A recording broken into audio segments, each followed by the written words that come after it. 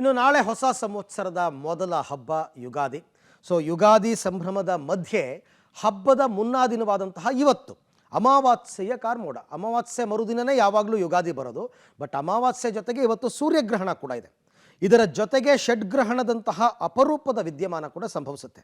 ಆದರೆ ಇಂದಿನ ಸೂರ್ಯಗ್ರಹಣ ಭಾರತದಲ್ಲಿ ಗೋಚಾರ ಇಲ್ಲ, ಹೀಗಾಗಿ ಇದರ ಪರಿಣಾಮ ಇರಲ್ಲ ಅಂತ ಕೆಲವರು ಹೇಳ್ತಾರೆ. ಆದರೂ ಧಾರ್ಮಿಕವಾಗಿ ಯುಗಾದಿಯ ಮುನ್ನಾ ದಿನದ ಗ್ರಹಣ ಕೊಂಚ ಮಹತ್ವವನ್ನು ಕೂಡ ಪಡ್ಕೊಂಡಿದೆ.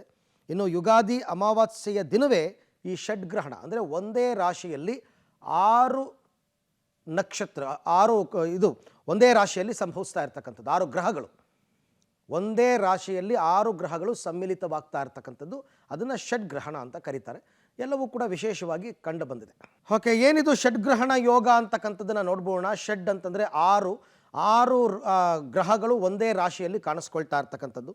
ಯುಗಾದಿಗೆ ಮುನ್ನಾ ದಿನ ಇದು ಅಪರೂಪದ ವಿದ್ಯಮಾನ. ಪ್ರತಿ ವರ್ಷವೂ ಬರಲ್ಲ ಈ ರೀತಿ ಅಪರೂಪದ ವಿದ್ಯಮಾನ. 6 ಗ್ರಹಗಳು ಒಟ್ಟಿಗೆ ಒಂದೇ ರಾಶಿಯಲ್ಲಿ ಸಮ್ಮಿಲನವಾಗ್ತಾ ಇರ್ತಕ್ಕಂಥದ್ದು. 6 ಗ್ರಹಗಳು ಅಂದರೆ ನಿಮ್ಮ ಕುಂಡಲಿನಲ್ಲಿ ಯಾವ ರೀತಿ ಬದಲಾವಣೆಗಳಾಗುತ್ತೆ ಅಂತಕ್ಕಂಥದ್ದನ್ನು ನೋಡ್ಕೋಬೇಕಾಗುತ್ತೆ ಜಾತಕದಲ್ಲಿ. ಷಡ್ಗ್ರಹ ಯೋಗದಿಂದ ಕೆಡಕು ಉಂಟಾಗುವುದೇ ಹೆಚ್ಚು ಅಂತ ಹೇಳ್ತಾರೆ.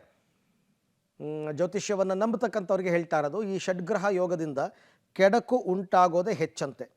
ಗ್ರಹಣ ದೋಷವಿಲ್ಲದಿದ್ದರೂ ಅಥವಾ ಗ್ರಹಣ ಗೋಚಾರವಿಲ್ಲದೇ ಇದ್ದರೂ ಅದರ ಪ್ರಭಾವ ಅಂತೂ ಇರುತ್ತೆ ಅಂತ ಕೆಲವರು ಹೇಳ್ತಾರೆ.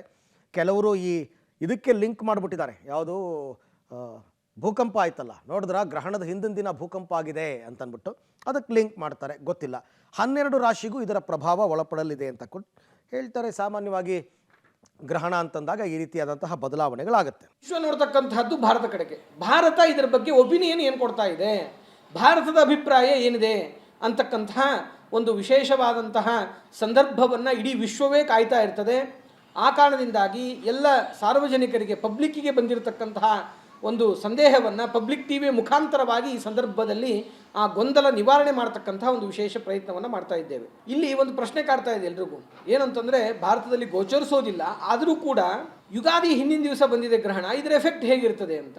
ಒಂದು ಇಲ್ಲಿ ಔಚಿತ್ಯ ಅಂದರೆ, ಯಾವಾಗಲೂ ಕೂಡ ನಾವು ಇದರಲ್ಲಿ ಏನೇನು ಹೊಸ ಪ್ರಸಂಗ ಏನಲ್ಲ, ಯುಗಾದಿ ಹಿಂದಿನ ದಿವಸ ಗ್ರಹಣ ಬರೋದು ಅನ್ನೋದು. ಗ್ರಹಣಗಳು ಸಂಭವಿಸುವುದೇ ಹುಣ್ಣಿಮೆ ಮತ್ತು ಅಮಾವಾಸ್ಯೆ. ಷಡ್ಗ್ರಹ ಯೋಗ ಅಂತ ಒಂದು ವಿಶೇಷವಾಗಿ ಈ ಅಮಾವಾಸ್ಯೆ ದಿವಸವೇ, ಒಂದು ಯುಗಾದಿಯ ಅಮಾವಾಸ್ಯೆ ಅಂತ ಕರೀತಾರೆ.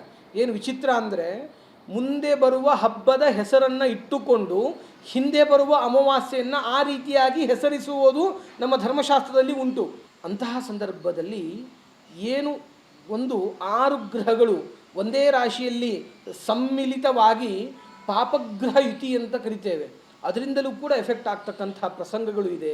ಈ ಎಲ್ಲೋ ನಡೀತಕ್ಕಂತಹ ಗ್ರಹಣದ ಕೆಲವೊಂದಿಷ್ಟು ಪರಿಣಾಮಗಳು, ಅದರ ಜೊತೆಗೆ ಷಡ್ಗ್ರಹ ಯೋಗ, ಅದರಲ್ಲಿ ಅಮಾವಾಸ್ಯೆ, ಅದರಲ್ಲಿಯೂ ಕೂಡ ಯುಗಾದಿಯ ಅಮಾವಾಸ್ಯೆ, ಹೀಗೆ ಒಂದಕ್ಕೊಂದು ಹೆಚ್ಚಿನ ತೊಂದರೆಗಳಿರ್ತಕ್ಕಂತಹ ಪ್ರಸಂಗವನ್ನು ನಾವು ಕಾಣ್ತಕ್ಕಂತಹ ಒಂದು ಸನ್ನಿವೇಶಕ್ಕೆ ನಾವು ನೀವೆಲ್ಲರೂ ಸಾಕ್ಷಿಯಾಗ್ತಾ ಇದ್ದೇವೆ.